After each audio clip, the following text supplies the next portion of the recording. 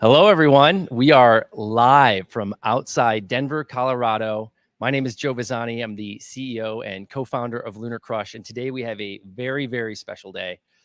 We are going to be inscribing the private key onto the Nakamoto 1 mission rover, and we're here at the Lunar Outpost headquarters. We are so excited for today. It's been 2 years coming since we started this project. And what we're actually doing here is we are doing an interplanetary treasure hunt. That's crazy. Yes, I said that. An interplanetary treasure hunt. So what we're actually going to be doing is sending atop a SpaceX rocket, Falcon 9 rocket, at the end of this year, a lunar rover. So if you can think about that, a remote control car that's on the actual moon. And on that will be a private key, or you can think about it as a password or just a key to a treasure. So a very important part of that process is making sure that we don't see the key that's on the rover that's going to the actual moon. And so we have a pretty epic process. We got a whole team here today to kind of show you what's going on with everything. So I've got Dr. Forrest Mayan, Chief Strategy Officer from Lunar Outpost here, and I've got the rest of the team. We've got Ian, we got Matt, we got Brad, we got people, we got cameras all over the place. We wanted to make sure that everyone saw this, it was live, and there was a lot of trust in what was going on. So hope you enjoy the rest of this process as we get it going. Dr. Mayan, we're here, we're at Lunar Outpost. How are you feeling about Inscribing Day? Oh, I'm excited. It's been a long time coming, and it's something that's never been done before. And we're doing it live. So that's a lot of excitement all rolled into one very neat package. Yeah, we got a lot of sweaty people over here that are a little bit nervous about what's going on. So maybe you could talk just a little bit about just the process of where we are in your guys' process. We had to, kind of backfill the dates on when this day was going to happen. We're trying to nail it down. What's the kind of process around getting this rover to the moon, and why are we here today to make that happen? Yeah, so Lunar Outpost, Lunar Voyage 1 is our mission to the moon, where we're sending our MAPP Rover, the mobile autonomous prospecting platform, to explore the surface of the moon. For water ice resources, to look at the types of materials that are there. No one in history has ever even seen what it looks like at this part of the moon.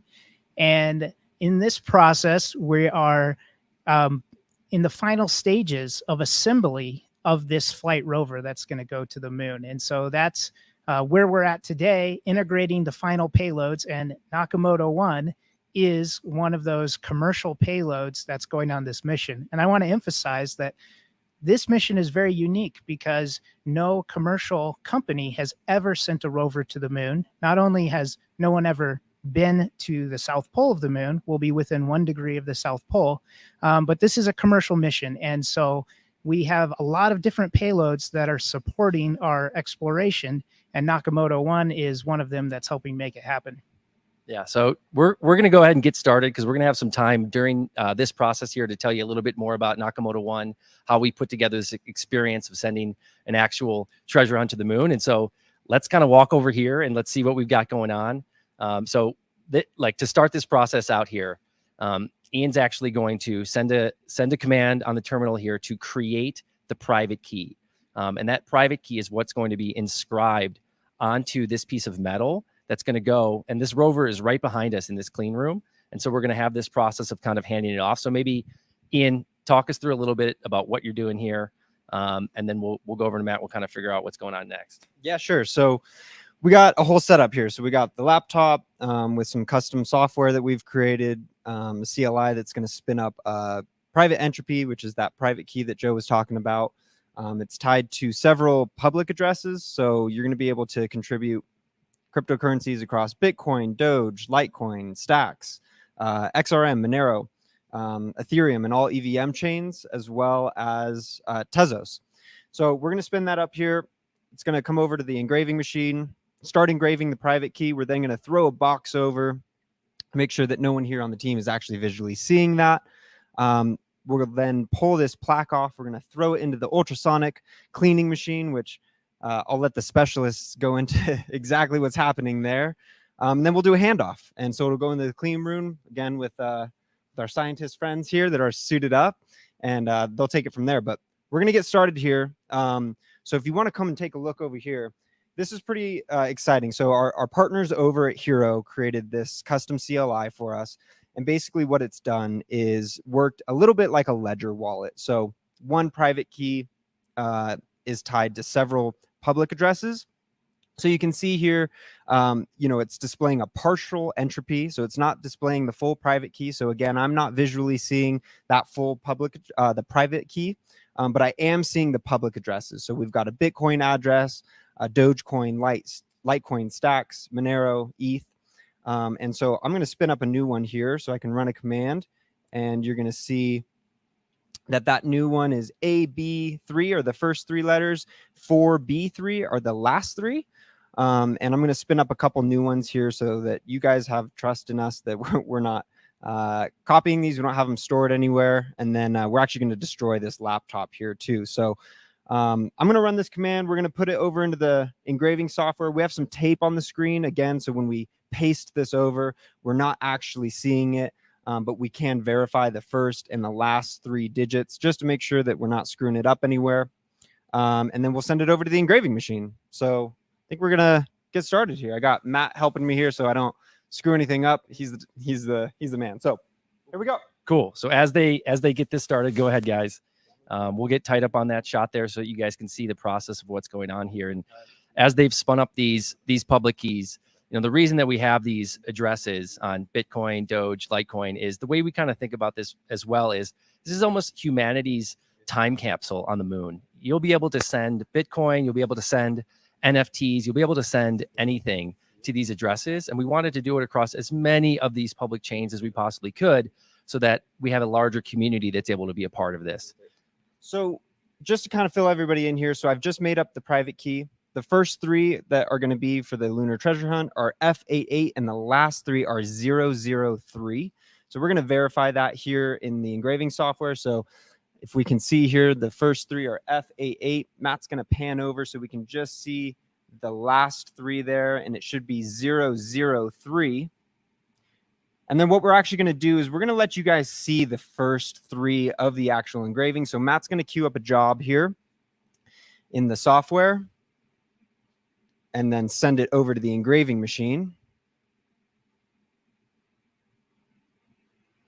All right, so he's queuing up the job right now in the actual Vision engraving machine. And so what we're going to do is as this private key starts to get engraved on the piece of metal that's going to get affixed to the rover, we're going to take a quick shot of that. Good to go. And then Ian's going to actually take the Nakamoto One specialized box, great job team, on this box and put it right over. So we're going to try and just get a quick view of that so everyone can verify what has actually gone down on this piece of metal. And then we're all going to cover it up so that this will be the last moment anyone will see the beginning of this key. This is the password. This is the private key. This is happening right now. So we'll back off and we'll let that happen real quick here, and we'll see where we get.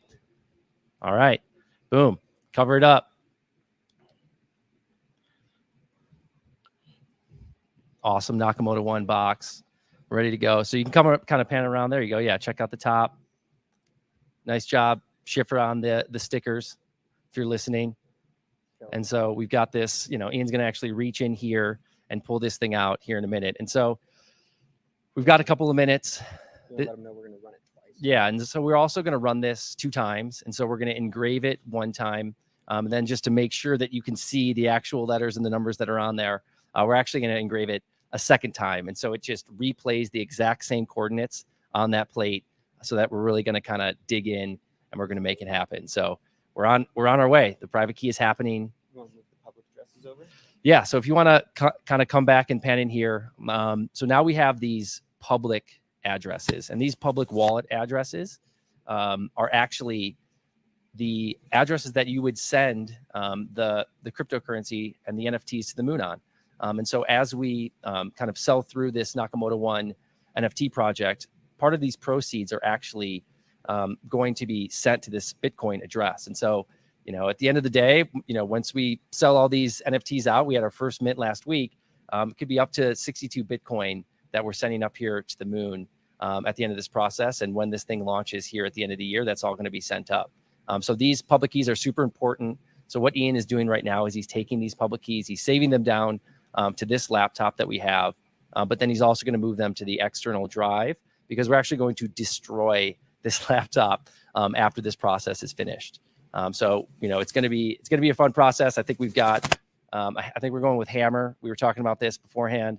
It was drill. We were going to like blow it up, but I think hammer ended up being the right way for us to kind of make that happen. And so he's transferring some of that stuff over.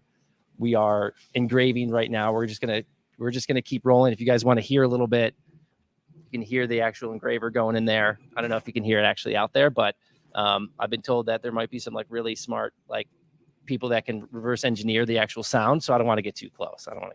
Here. Cool. So Forrest, you want to talk a little bit about, you know, what we're going to see in this clean room? What do you guys got going on with the rover in there?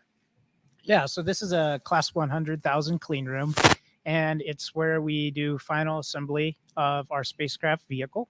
It's not only clean to get rid of make sure we don't have any foreign objects or debris going into the rover, but it's also very static dissipative. So it's a controlled ESD environment to make sure none of the electronics get shocked, because they're very valuable computers and cameras that allow this thing to drive on the moon. So we will, in this area here is kind of like the clean zone staging area.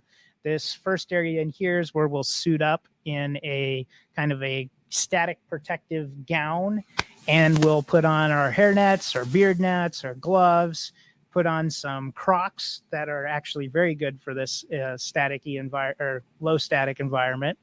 And then we'll go inside, and Brad will help us get it attached to the rover. Cool. Awesome. So we're looking forward to that. How long do you think it's going to take even to get this thing on? It should just be a couple minutes, right? We went through a little run through.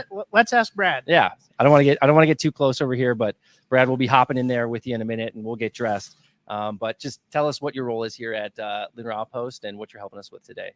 Yeah, absolutely. So I'm the senior mechanical engineer here at Lunar Outpost, and I'll be helping you guys bolt this address onto the rover. I do a lot of the assembly of the rovers here, so I'm our resident expert on this process. And you're right, it should just be a couple minutes. It's a total of 4 bolts to put this thing on. So I'm estimating 5 minutes or less once we get all gowned up and we get in there.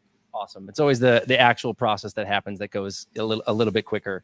I think we've completed the first round of engraving here, and so we're actually going to do the second round of engraving. So Matt, you want to go ahead and get in there, and he's just basically, there's a play button on there, and so as he taps that play button, the engraver moves exactly back to the original coordinates and then re-engraves the exact same private key. So we're just kind of, it's almost like tracing over your something that you've written, just to make sure that it's a little bit darker, so that when people or a robot gets to the actual moon, we want to make sure it's there. So maybe Forrest, you can kind of cruise back in, and let's talk, just have some fun real quick. When you think about people getting to the moon, or you think about a robot getting to the moon, yesterday when you were talking, you said, people can get it in 2 years, or people can get it in 50 years. You said 2 years, and I was even blown away that you think someone can get it in 2 years. So maybe you could talk a little bit about how would someone get up there? What's the probability? Like, SpaceX is really unlocked getting to low Earth orbit. I mean, we're going, you guys are going to the moon. I mean, maybe just talk about the process of how we're getting to the moon, and then who do you like to see get this thing? Yeah, so how we're getting to the moon is on a program from NASA called Commercial Lunar Payload Services Program, or CLPS. And this is a program that NASA has created to incentivize development of commercial transportation systems to the moon. And so they have given out a number of awards to companies to build lunar landers and send them to the moon. And these lander contracts range from like $70 million to $130 million for a trip for a small lander to land on the moon and bring some payloads. Now, one thing that NASA has done is they've enabled these companies to sell extra payload space that they have to commercial enterprises. And this has created a commercial marketplace where you don't have to be a principal investigator at a research institution or NASA and win a grant to go to the moon. You can engage with some of these lander providers and purchase extra payload space to get to the surface of the moon. So that's, we formed a partnership with Intuitive Machines. They're the company that is building our lander. They're one of the leading companies in this CLIPS program. They have had 3 awards from NASA for landers going to the moon, and we'll be going on their second lander that will be going later this year. Epic. And then, we're having a lot of fun with this process, right? We're building an NFT project around a treasure hunt. We're going to be, sending this up, and we want the next generation to get excited to, get up there, and we want to inspire the next generation. We're going to be, donating a lot of these NFTs to STEM high schools and some college departments. So we want that next generation to go up and find this. But you also have some like payload space available even right now on this next mission, right? Like, what if someone had something, could they send it up on this mission? You'd have to get it to us probably overnighted within the next week. But so this mission, as far as technical payloads, is full, sold out, integrated. There may be a way to slip in something into a tiny payload box, which is definitely, if you're interested, contact us right now, and we'll talk today. But time is limited, but Lunar Outpost is building a series of these MAPP Rover missions. We have 4 planned missions to the moon as of now, and so our 3rd mission right now is going to be a commercial one. So if there is interest in doing something awesome on the moon, sending a payload to the moon, it could even be a camera, it could require electronic interfaces. We are interested in talking to you on making those dreams come true. Not necessarily on this flight, but on many more, and on our proven mobile autonomous prospecting platform. And actually being on the moon, I mean, we talked about it a little bit yesterday. You have to control the MAPP Rover. Maybe talk just a minute as this is finishing up about what's it like once this rover hits the surface of the moon. Like, what's it like up there? What are you guys going to be looking for? Well, there's not a lot of air, so that's you got to hold your breath. But fortunately, this robot does not need to breathe. We'll be controlling this rover from our mission control center. Back on Earth, we have a mission control software called Stargate, which is how we interact with the rover. We can send teleop drive commands as well as enable autonomous functions through it. For our payload customers, we have a payload portal for them, and that's as simple as logging into a VPN and a web app to actually send commands and get data back for your individual payload for those customers that are sending scientific instruments along with us. So it's as soon as we get off, we'll have a really large list of kind of key mission success items we want to check off. And we'll check those off as quick as possible. And then we're going to go for a drive and explore and see what we see. Amazing. All right. Well, I can't wait for that moment. I think we're at the final steps here of the actual private key being inscribed from our machine here. And so these guys are going to get back in here, and we're going to remove this from the actual machine. And then we're going to clean it off. Maybe Ian, you can walk through the steps where we're at right now. And then Forrest and I are going to get ready here in a minute, because we're going to actually get into this clean room. So I'll hand off to you. Great. So what I've just done off camera is actually tweeted out all of the public addresses for the lunar treasure hunt. So all of the public addresses that I just spun up here on the camera that this private key is tied to are now public for you to go check out. So I'm going to reach into this box here. I don't have anything in my hands, and I'll pull my sleeves up just to make sure. I'm going to pull it off, flip it upside down so nobody sees it. We're going to drop it into the ultrasonic cleaning machine. Matt, can you tell us a little bit about what's in this machine, what the process is, and why we're doing it? Yeah, so like Ian mentioned, this is an ultrasonic cleaner. Our standard practice for anything we put onto the flight rover, anything we bring into the clean room for that matter, it goes through this machine. It's pretty straightforward. I mean, it's basically just a tub with isopropyl alcohol in it. It's like rubbing alcohol essentially. And then you turn it on, it kind of makes a buzzing sound. And that's it sending ultrasonic waves through the full bath. And the idea there is it helps kind of shake off like particles or like oils or anything you don't want on your part. Yeah, that's basically it. That's great. Okay, so I'm going to do this. Nothing in my hands.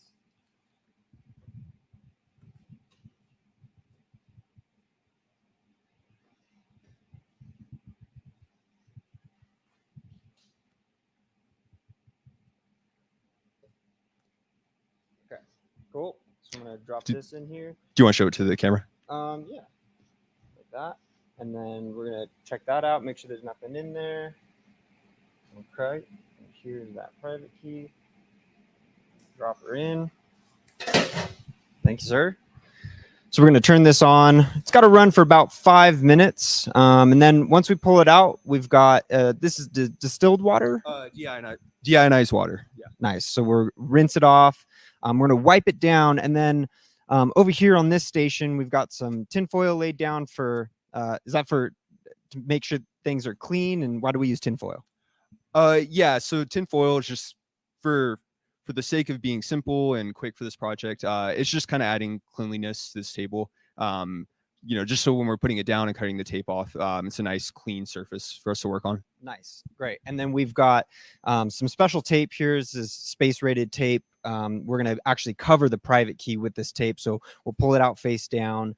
One of us will have the tape sticky side up. We'll lay that private key down on there, cut it out to make sure that it's the right size. And then it gets handed off to Joe, Forrest, and Brad, who are all suited up to get into the clean room. Can you talk to us a little bit about why we have to wear what you guys are all dressed in, and the importance of that, and some of the static things? We got a sticky mat here on the floor, some super fashion forward Crocs. Brad, can you tell us a little bit about what's going on here? Yeah, for sure. So the whole process is basically designed to just make sure that as you go into this clean room, you're not introducing anything contaminant wise into the clean environment. So we wear hair nets to make sure we don't drop any hair. We cover our torsos with a smock to make sure that at the working level of the tables, there's no fibers from our clothes or dust or dirt or pet hair that ends up on our space rover. And then additionally, the smocks and the Crocs that you mentioned are ESD safe. And that means that they're electrically dissipative, which helps prevent any static shocks, because the rover is very sensitive. It has delicate electronics in it. So we're just trying to make sure that we don't introduce any electric shocks in that environment as well. Yeah, that makes a ton of sense. We wouldn't want it to get up there and have it not actually work. So great. So we've got, let's see here, probably a couple more minutes here. Yeah, so we're, obviously we're super excited with this process. Joe, what am I missing here? Where are the cameras? Why do we have cameras all over the place? Yeah, so we've got multiple cameras. So you guys should be looking at a stream. We've got a camera here. We've got a handheld camera here. We've got an overhead camera here. There's a camera in the clean room. I'm going to give a whole wide angle, and the follow cam here is going to follow Joe, Forrest, and Brad into the clean room. Really, the whole thing with this, there's a lot of things in crypto with trust, right? And this whole process, we really wanted to be as transparent as possible, bring you along for the journey, and really just ensure a different layer of trust, so that when you're putting stuff on the moon, it's actually going to the moon, and we don't actually have a backup of anything. So to take that even one step further, while these guys head into the clean room, you won't be able to hear Matt and I out here, but we're going to take apart this computer. We're going to pull the hard drive out, get it all ready, and smack it with a hammer once they come out of the clean room. We've been told that that's the best way to destroy a hard drive. I wanted to blow it up or set it on fire, but safety things here are a little bit higher than normal. So hand it over back to Joe. Well, I was going to say really quick, let's talk about, maybe you can talk a little bit about the process once it comes out. We're going to put some tape on there. Okay, you talked about that. Great. So now we have to fill a little bit more time. I mean, this project, everything that we're doing here, it's been, almost 2 years since we've started this. I think, as someone that's got to watch a little bit of, what you guys have done from the outside, these things take time, and there's a process that needs to take place. And I think we've had a lot of, everyone here has been a very, patient, and they put a bunch of time, a bunch of effort into making this thing a reality. So, while we're standing here, I want to say I appreciate you guys and everything that you've been able to help us build with this project. I mean, when we thought at first about creating a treasure hunt to the actual moon, I feel like we're the first people in history that have had to, I remember being on those first calls and saying, man, I don't know if anyone's had to solve this problem before. And so we're having, here we are a year and a half later. We've got the launch going up in Q4 this year. Just so many moving parts, so much has happened. Even with Nakamoto One and the NFT project that we've done, just the the artwork and the teams from Golden Wolf to Hero to helping with stacks, Lunar Outpost, all the team at LunarCrush. It's been a lot of time and effort, and so I think we're all set over here. Let's do this, Ian. I'll hand this off to you on the outside. Yeah. Great. So if you want to come take a look over here, we're going to open up this lid. The private key's in there, so it's got an ultrasonic treatment. It's ultra clean. Matt's going to reach in. There's that private key. It's the same one. Nothing else in there. Go ahead and grab that, Matt. And he's going to pull it out of the alcohol-based solution, and it's going to go right into the water to rinse and clean. And then he's going to use a special, what is this, Matt? These are lint-free rags. These are clean room rated. The idea is like, it's not a paper towel. If you were to wipe this with paper towel, it'd leave residue or like lint behind. So yeah, these are space paper towels. I like it. Call them. Everything here is space rated. And I'm going to put this lid back on. I'm going to jump over here and I'm going to grab the super scientific space tape. And we're going to make our way this way. And I'm going to peel this off.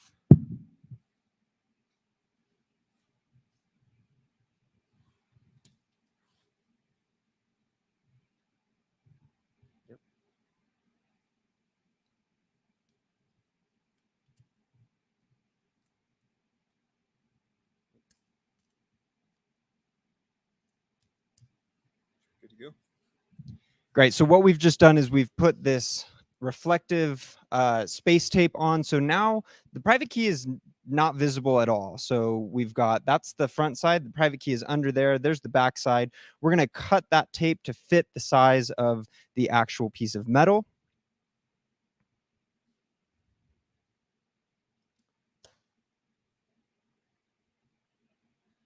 So do take note if you're going to head to the South Pole of the moon to recover our lunar treasure hunt, treasure chest. You're going to need a special kind of screwdriver, which Brad is going to inform you about once you makes your way into the clean room here, and probably going to bring maybe some tweezers to pull this piece of tape off.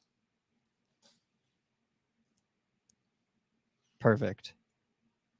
And then we're going to cut holes in the tape for the bolts. Clean those out.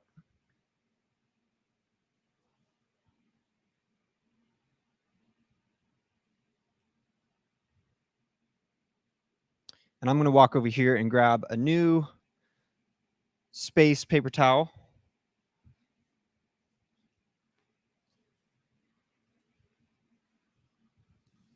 I'm going to dip this in the thing. Oh, yes, please. And I'm going to dip it in the alcohol solution that we have.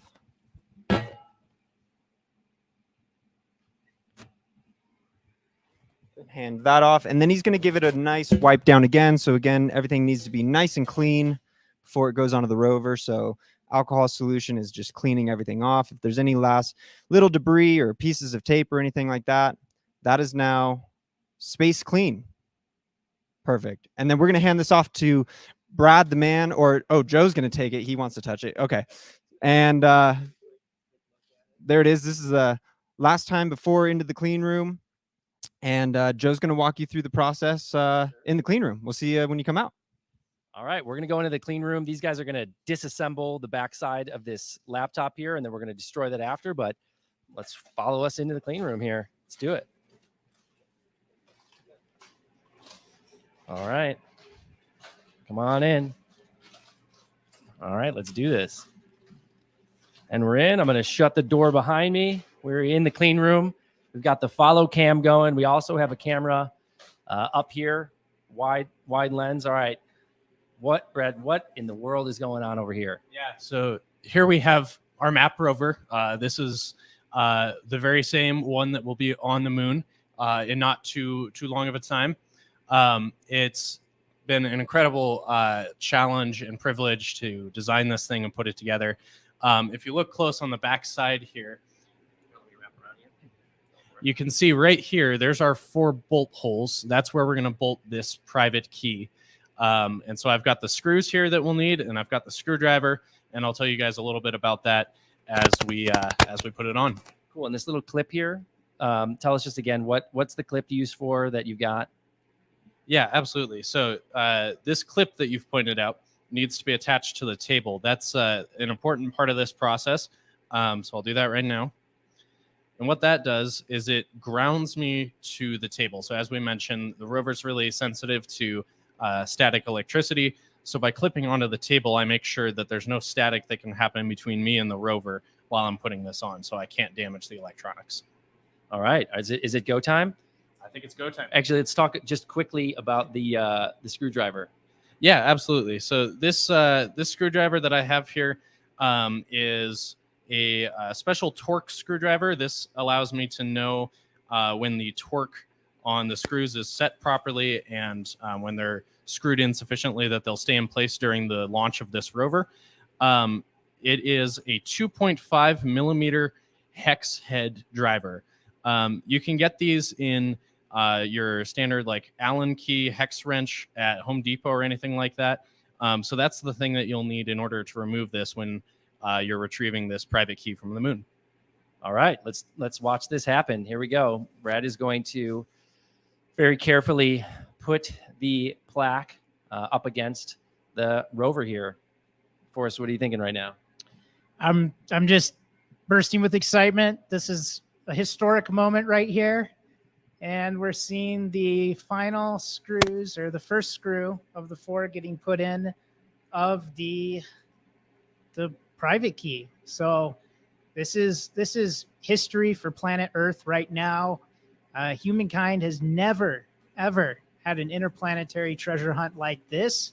And this is kind of the big kickoff of it. So I'm just happy to be part of this moment in history.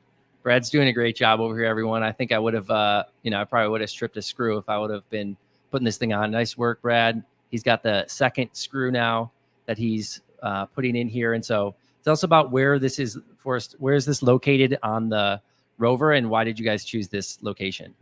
Yeah, so this is the rear bottom panel of the rover. So this is actually facing down towards the moon's surface. And it's placed right below where we connect to the lunar lander during transit. There's a little connector just above that. That's how we get power and data as we fly our way to the moon. And this particular spot, I mean, it's just a nice, simple spot. There's nothing behind it at this location to interfere with securing it. And it looks good, too. It's like a little license plate. Now the license plate seems to be on the rover now. At any other adjustments that you're making, or are we good to go, my friend?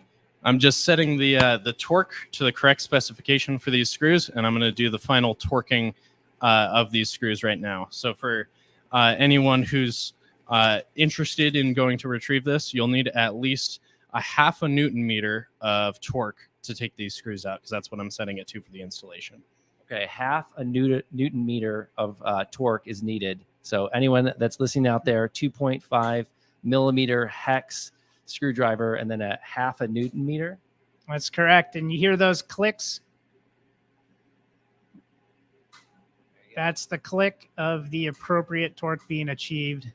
And it is on. Those screws are locked in place. They cannot be removed without damaging the system. So that is there until someone comes and gets it on the moon. Incredible. That was amazing to watch, Brad. Great work. What are you feeling right now? We did it? Yeah, I'm feeling excitement. Every part of this rover coming together is just super exciting. So I'm glad to have integrated one more payload, and glad to be part of this historic treasure hunt. Amazing. Well, congratulations. We're now going to go back outside and we're going to destroy this laptop. So come on, follow us through as we get out here. All right, Ian, I'm going to hand this off to you, my friend, as I get undressed. It looks like you guys have everything all dialed out there. That was quick. Well done. Yeah, thanks. Sound like everything went well in there. Brad doesn't mess around. He's a fast mover. So while you guys were in there making sure that everything was good, I was out here doing quite the opposite. Matt and I ripped the back panel of the laptop off. Camera guy's getting settled here. And you want to take a look. So we ripped this back panel off. We've got the battery out so that the battery doesn't explode in my face when I smack it. And then the rest of the laptop here. So we've got a trash bag over here that we're going to put it in so that parts don't go all over this machine shop. I've got safety helmet on, safety first, kids. And then we're going to put this laptop in here and I'm going to beat the crap out of it.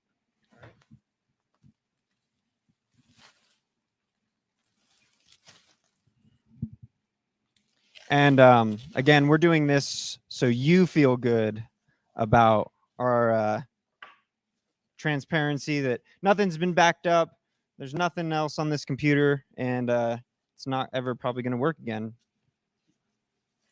All right. All right. I'll give Joe a second. He's putting his shoes on. This has been a long time coming. The whole team here has put many hours into getting the engraving machine to work. So this feels good. You look suited up, and I know Ian's been waiting for this moment for a very long time. So we're gonna destroy this thing, and I think I might have to step back here a little bit. I don't know, just in case. Or Yeah, I would step back. We'll find All some right. extra safety. So we're gonna get out of the way. You guys get to watch the final piece here of Ian destroying what would possibly be left of any sort of private key. So we're good to go. All right, I'm gonna step back a little bit. I'll have these on. And we ready? Bam!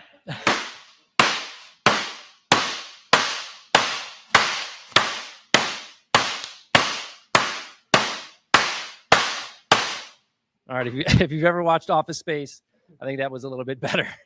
Let's see what this thing looks like. We got a few things we gotta take care of. We gotta make sure that we got the RAM and we got the hard drive. RAM right there. Let's pop those out and give them some extra love. Yep. Yeah, A little that's- snap. Nice. And then where's our hard drive in this bad boy? Got some fans. You did it pretty good, my man. Right over here. Oh, is that the hard drive? Yeah. Oh, wow. That one? Flash. Little guy. So he's going to go hammer that down a little bit more, and then we'll snap all that, and we'll take some pictures of it for you. Bam. All right.